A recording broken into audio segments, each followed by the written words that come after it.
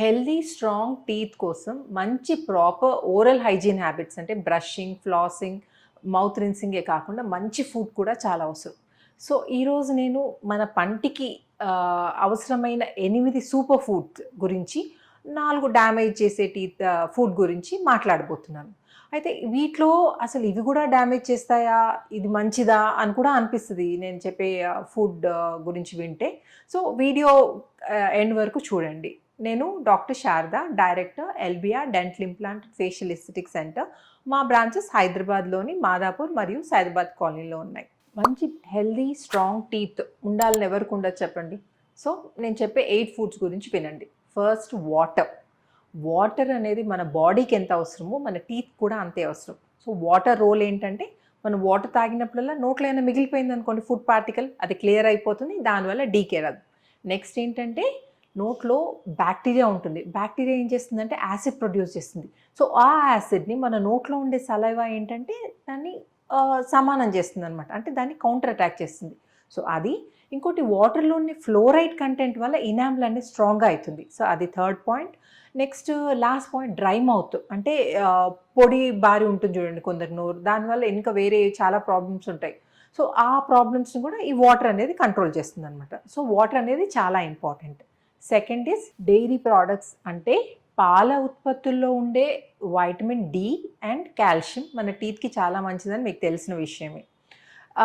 పెరుగు ప్రోబయోటిక్ లాగాను, చీజ్లో ఉండే calcium, nutrients and proteins, and బటర్లోని vitamin A, D and K2 మన టీత్కి చాలా మంచిది. అంటే టీత్ని చాలా స్ట్రాంగ్ చేస్తుంది.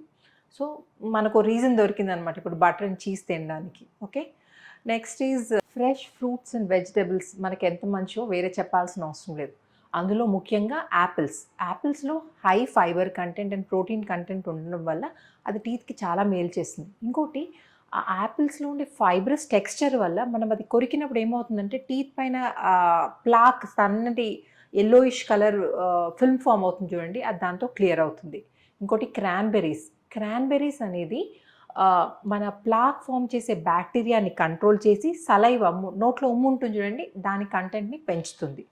ఇది కాకుండా క్యారెట్స్లో vitamin A and fibre maximum ఉంటుందండి. సో ఇదేం చేస్తుందంటే మన ప్లాక్ కంటెంట్ని తగ్గించి సలైవా కంటెంట్ని, నోట్లో ఉండే వాటర్ సలైవా కంటెంట్ని పెంచుతుంది అనమాట. సో అందుకే క్యారెట్ని న్యాచురల్ టూత్ బ్రష్ అని కూడా అంటారు. Okay, next is broccoli. బ్రాక్లీలో iron, calcium and essential vitamins ఉంటాయి. సో ఇది కూడా మన టీత్ని చాలా స్ట్రాంగ్ చేస్తాయి. Next is green leafy vegetables.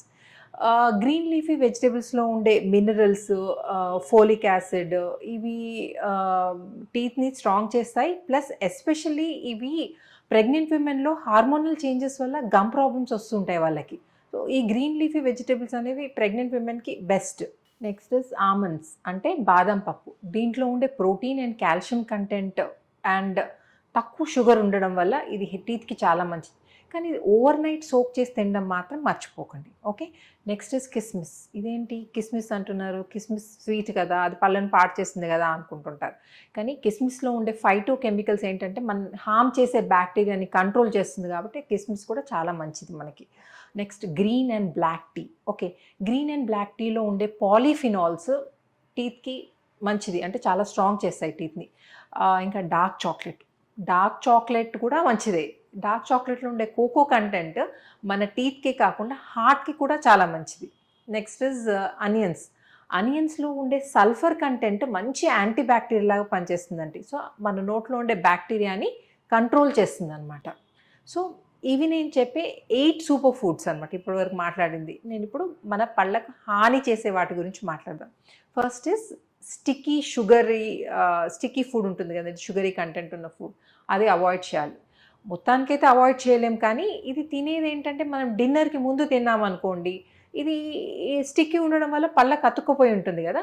So దాని తర్వాత మనం డిన్నర్ జనరల్గా రైస్ అది తింటాం కదా, అది ఫైబ్రస్ ఉంటుంది కాబట్టి అది తిన్నప్పుడు ఏంటంటే ఈ స్టిక్కీ ఫుడ్ అనేది క్లియర్ అయిపోతుంది. కాబట్టి ఎక్సెస్లో వద్దండి, కొంచెం లిమిటెడ్గా తినండి. Okay. Next is aerated drinks. Aerated drinks and బాగా అసిడిక్ డ్రింక్స్ ఉంటాయి చూడండి. అవి అవాయిడ్ చేయాలి. మంచివి కాదు. ఎందుకంటే మన ఇనామెల్‌ని ఇరోడ్ చేస్తుందది. ఓకే.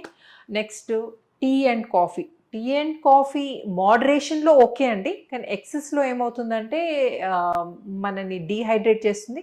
ప్లస్ టీత్ పైన స్టెయిన్స్ కూడా ఫార్మ్ అయితాయి దానివల్ల. ఇంకా last but not the least pickles. పికిల్స్‌లో వెనిగర్ కంటెంట్ ఉంటుంది. బాగా అసిడిక్ ఉంటాయి కదా! అది కూడా మన ఇనామెల్‌కి మంచిది కాదు. సో, లిమిటెడ్ క్వాంటిటీలో తీసుకోండి. మంచి ఫుడ్‌ని మన రెగ్యులర్ డైట్‌లో ఇన్కార్పొరేట్ చేసి ఏదైతే మనకు హార్మ్ చేస్తుందో అది కొంచెం కంట్రోల్‌గా తింటే మంచిది. ఓకే. దీని గురించి ఏమైనా డౌట్స్ ఉంటే నన్ను కామెంట్ సెక్షన్‌లో అడగండి. నేను వీలైనంత త్వరగా మీకు ఆ డౌట్స్ క్లియర్ చేయడానికి చూస్తాను. మరి ఈ వీడియో మీకు నచ్చినట్టయితే please like, share and subscribe. Thank you.